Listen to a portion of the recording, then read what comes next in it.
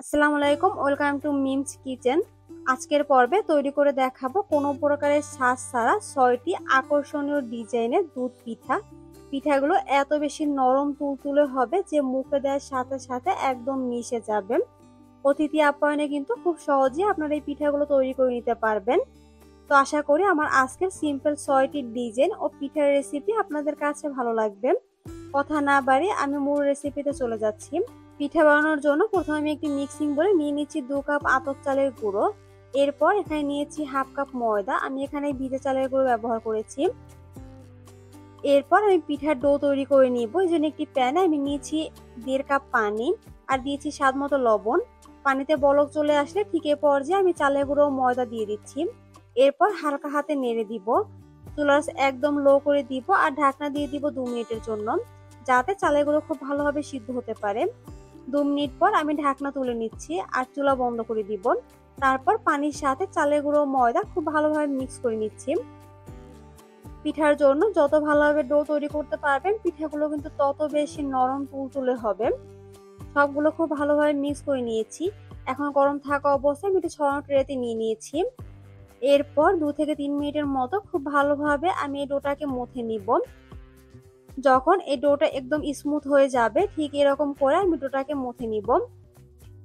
দেখতেই পাচ্ছেন একদম স্মুথ করে আমি ডো মথে নিয়েছি। এরপর এর ভিতর দিয়ে দিচ্ছি একটি ডিম। এরপর ডিমটাকেও আমি ডোর সাথে খুব ভালোভাবে মিক্স করে নিব।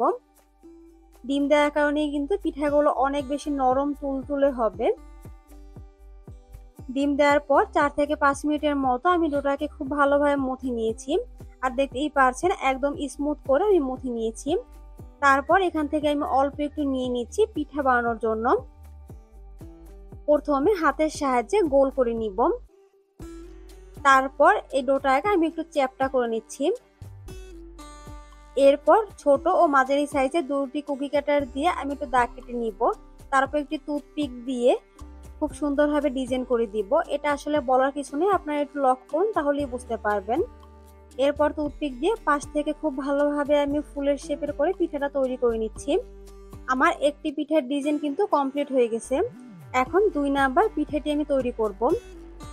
তো এখানে আমি টুথপিক দিয়ে খুব ভালোভাবে পিঠার উপর ডিজাইন করে দিচ্ছি। তারপর এভাবে একটি কাঠি দিয়ে খুব ভালোভাবে প্রেস করে করে এভাবে করে আমি দাগ কেটে দিচ্ছি। তাহলেই কিন্তু খুব সুন্দর একটি পিঠা তৈরি হয়ে যাচ্ছে। এটা আসলে বলার কিছু নেই, আপনারা প্রত্যেকটা পিঠের ডিজাইন লক্ষ্য করুন তাহলেই কিন্তু আপনারা পিঠের ডিজাইনগুলো তৈরি করে নিতে পারবেন। এখন আমি 4 কোণার পিঠের ডিজাইন তৈরি করব। দেখতেই পাচ্ছেন আমি টুথপিক দিয়ে খুব ভালোভাবে ভিতরে একটি ফ্লোয়ারের মতো করে নিয়েছি। এরপর পাশ থেকে খুব ভালোভাবে চেপে দিচ্ছি, তাহলে কিন্তু খুব সুন্দর একটি ডিজাইনের পিঠা তৈরি হয়ে যাবে। এখন পাতার শেপে পিঠা তৈরি করে দেখাবো। 2টি পিঠের ডিজাইন আমি আপনাদের সাথে শেয়ার করতে পারিনি, কারণ এই 2টি পিঠের ডিজাইনও কিন্তু একদমই সহজ। আপনারা শুধুমাত্র পিঠাগুলো দেখেই কিন্তু বানিয়ে নিতে পারবেন। খুব ভালোভাবে আমি এভাবে প্রেস করে করে পাতার শেপের ডিজাইনগুলো তৈরি করে নিয়েছি। সেম ভাবে কিন্তু আমি অনেকগুলো পিঠা তৈরি করে নিয়েছি। এখন এগুলোকে আমি একটা সাইডে রেখে দিচ্ছি। এখন আমি দুধের শিরা তৈরি করে নিব। এজন্য প্যানে আমি 3 কাপ লিকুইড মিল্ক নিয়ে নিয়েছি। আর ফ্লেভারের জন্য দিয়ে দিয়েছি দারচিনি ও এলাচ। হাফ কাপ চিনি দিয়ে দিচ্ছি। চিনির পরিমাণ আপনাদের টেস্ট অনুযায়ী কম বেশি করে নেবেন। হাফ চামচ লবণ দিয়েছি। মিষ্টি খাবারে লবণ দিলে মিষ্টির ব্যালেন্স ঠিক থাকে। এখন অপেক্ষা করছি লিকুইড মিল্কে খুব ভালোভাবে বলক আসার জন্য। বলক চলে আসলে ঠিক এই পর্যায়ে আমি আরো 2 মিনিটের মতো জাল দিয়ে নিব। এরপর আমি চুলা বন্ধ করে দিব আর দুধের শিরাটাকে ঢাকনা দিয়ে ঢেকে আমি একটা সাইডে রেখে দিব। এখন যে পিঠাগুলো আমি আগে থেকে বানিয়ে রেখেছিলাম সেগুলোকে ভেজে নিব। এজন্য প্যানে আমি পর্যাপ্ত পরিমাণে তেল গরম করে এই তেলের ভিতরে আমি পিঠাগুলো দিয়ে দিচ্ছি। কিছুক্ষণ পরে আমি পিঠাগুলোকে উল্টে দিব আর চুলার আঁচ মিডিয়ামে রেখে পিঠাগুলোকে আমি উল্টে পাল্টে ভেজে নিব। ডিম দেওয়ার কারণে কিন্তু এই পিঠাগুলো কিছুক্ষণ পর তেলের উপরে ভেসে উঠবে। তখন কিন্তু উল্টে পাল্টে পিঠাগুলোকে ভেজে নিতে হবে, যাতে চারপাশে খুব সুন্দর কালার চলে আসে, কোনো পাশে কম বা কোনো পাশে বেশি না হয়। ঠিক এরকম আমি ব্রাউন কালার হওয়া পর্যন্ত পিঠাগুলোকে ভেজে নিব। পিঠাগুলো কিন্তু ভাজা হয়ে গেছে। ঠিক এ পর্যায়ে আমি তেল থেকে তুলে পিঠাগুলোকে নামিয়ে নিচ্ছি।